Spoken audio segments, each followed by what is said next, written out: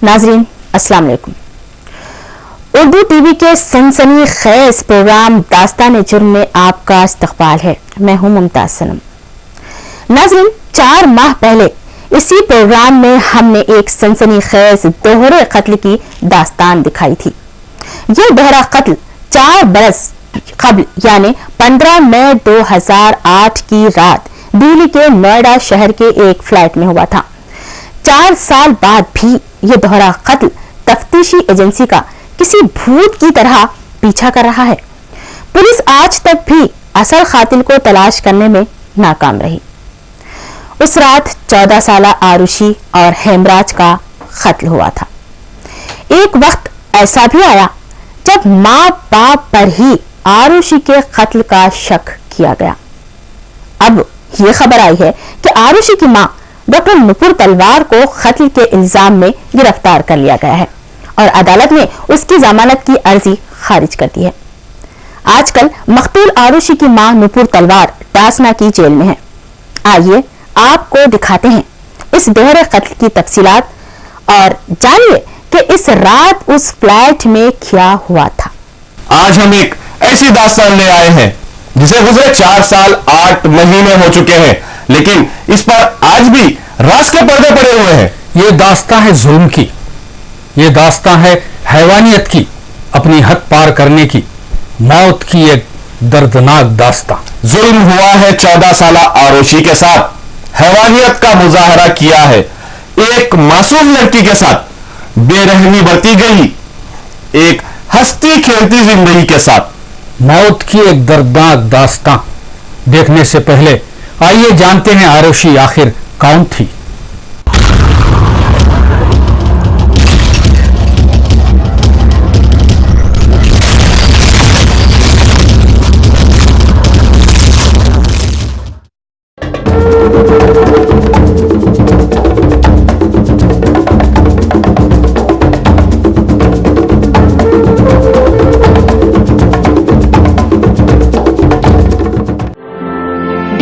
सिर्फ 20 किलोमीटर के फासले पर नोएडा शहर सेक्टर नंबर 25 के जलविहार नामी अपार्टमेंट के फ्लैट नंबर 232 में एक जोड़ा रहता है जिसका नाम डॉक्टर राजेश तलवार और डॉक्टर नुपुर तलवार है।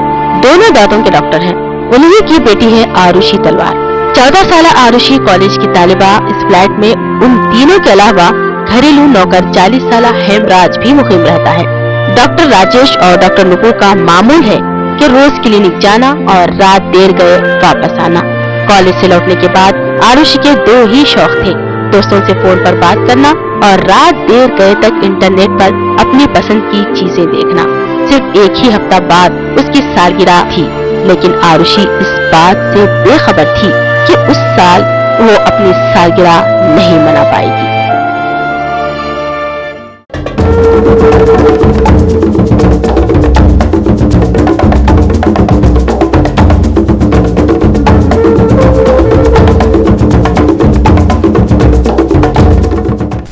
इसी आरुषि को कत्ल कर दिया जाता है। एक घर में 4 अफराद, 2 का कत्ल हो जाता है, बकिया 2 को खबर तक नहीं होती। कातिल ऐसा प्लान बनाता है, ऐसी साजिश रचता है कि मुल्क की सबसे बड़ी इन्वेस्टिगेशन एजेंसी के ज़हीन ऑफिसर्स भी चकरा कर रह जाते हैं। कातिल एक एक करके सारे सबूत मिटा देता है, फिर गायब हो जाता है और गुमराह करता आ रहा है पूरे मुल्क को पिछले 4 सालों से और चैलेंज करता आ रहा है सीबीआई को। डबल मर्डर की यह परफेक्ट स्टोरी लिखी गई है।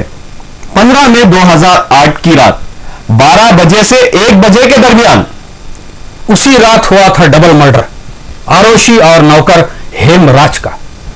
क्या यह हैरत की बात नहीं है कि एक छोटे से घर में कातिल 2 अफराद के साथ 1 घंटे तक खूनी खेल खेलता रहा और बाकी 2 अफराद को खबर तक नहीं हुई। इस एक घंटे में क्या क्या होता रहा? क्या कातिल पहले से ही घर में छुपा हुआ था या बाहर से आया था? कैसे हुआ था यह कत्ल?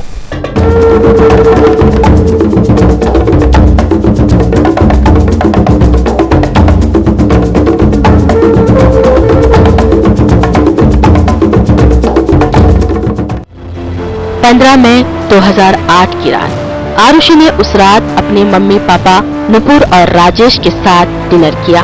फिर वो सोने के लिए अपने बेडरूम में चली गई। 12 बजे के बाद कातिल आरुषि के कमरे में दाखिल होता है।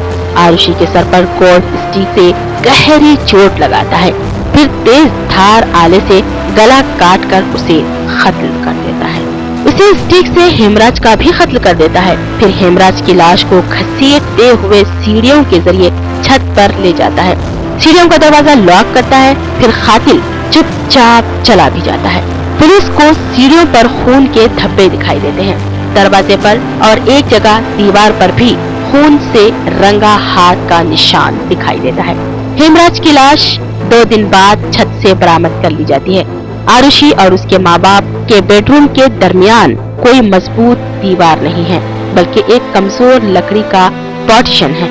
चंद कदम की दूरी पर रात के सन्नाटे में इतना सब कुछ हो जाता है, मगर राजेश और नुपुर की नींद में कोई खलल नहीं पड़ता।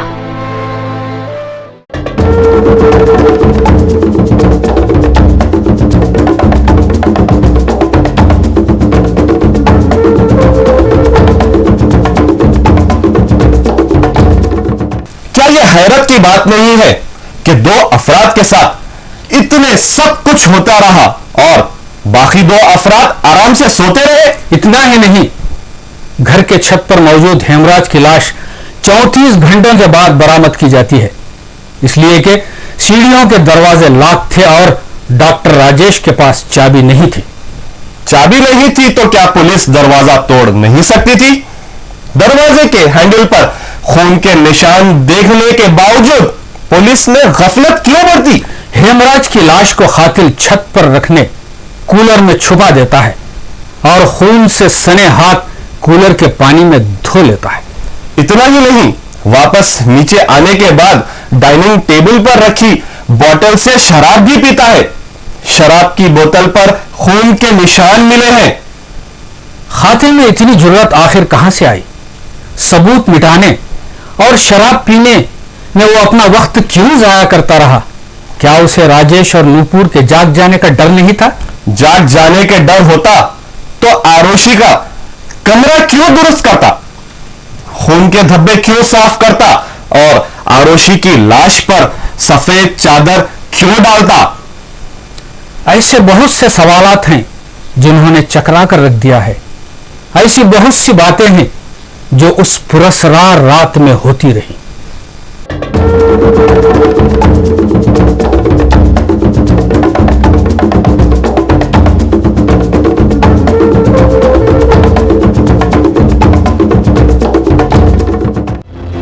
कत्ल वाली रात आरुषि ने अपने मोबाइल से आखिरी कॉल 9:10 पर की।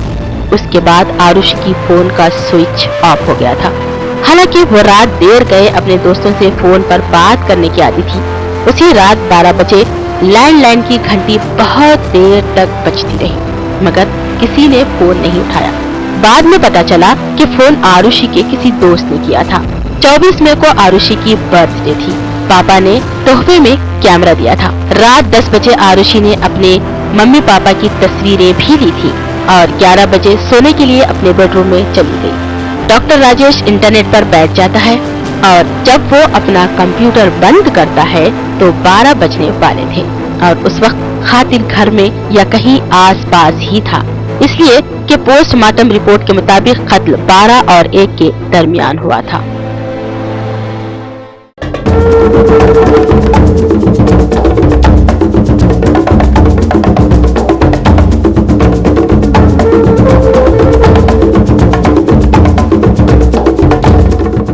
सिर्फ 60 मिनट में यह खूनी ड्रामा खत्म होता है और इंक्वायरी शुरू हो जाती है।